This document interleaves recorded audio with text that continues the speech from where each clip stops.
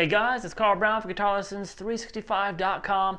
Today we're going to learn Need You Tonight by INXS. So what we're basically going to be doing is this main riff here, which has some effects on it, but we'll play it like they do. And then we have that little part that I was just playing, a little single riff, which is really kind of heard through a lot of the song.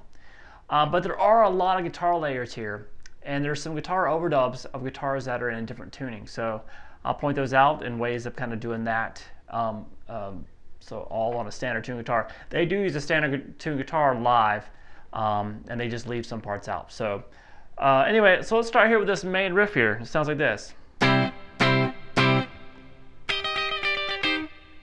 right, so we're playing just a basic C major bar chord there. Full bar here at the 8th fret, 10th fret on the A, 10th on the D, and 9th on the G. Play that, and then release pressure in the left hand to kill the sound.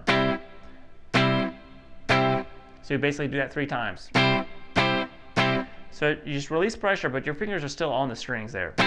And then we have this part, which is going to be a bar across the first 3 strings of the 8th fret. And you're going to, at first, you can just be doing a down-up picking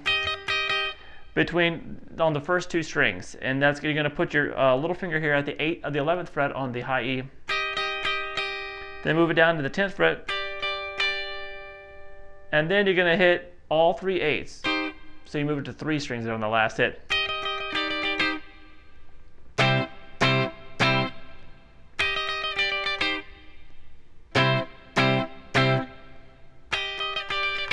Now they have some delay on there, which kind of really gives it a cool slapback effect there.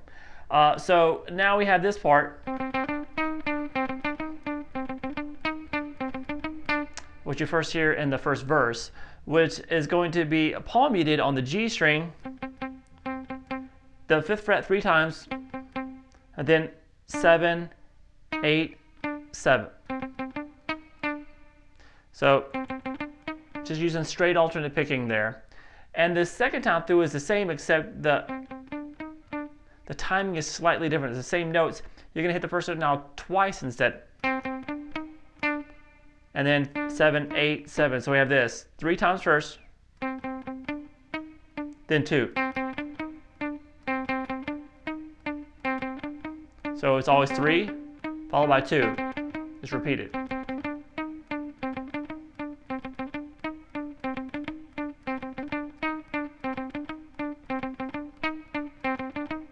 Pretty easy as soon as you lock into the groove of it. Now the chorus is just a simple little guitar riff. At first they just do that much. 3 on the A to the 1 and then back to 3. Now here is where the song kind of moves along, they add another guitar in there that plays the lower part after that. Just an octave below this. But it's a guitar that's tuned down a half step for you to get that low E flat in there. So instead of doing it on the low strings, you can just move that second part up an octave, so it'll sound like this. This is right here, how they play it.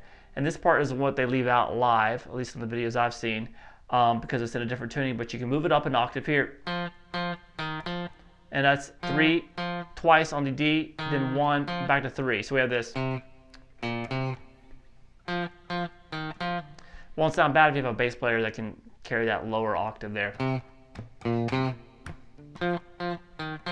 Now as they progress a little bit later in the song, they'll add a chord in there.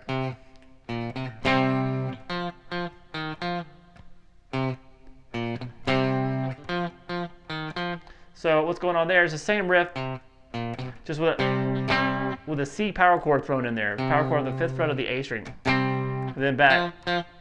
So if you want to play this actually so it matches the pitch of the album when you're doing that chorus, you can do that low riff. Just tune your guitar down a half step and take everything that we've learned in this lesson and move it up a fret. So it'll sound just like the recording. And so that'll mean the chorus riff there, instead of being 3-1-3, will be 4-2-4. And then you can do that lower part by doing 2-0-2. Just repeat that. And then throw that chord in there later. So that's just if you want to grab that lower guitar part. You just have to use a different tuning of guitar. All right, so now we do have some kind of funky things that happen in the song. I'll just bring them up. In the first verse, you're going to see a little, kind of just a quick little thing like that. That's at the 5th fret on the G and the B string together. That's what's going on there. And then you'll hear it later too on that C major chord.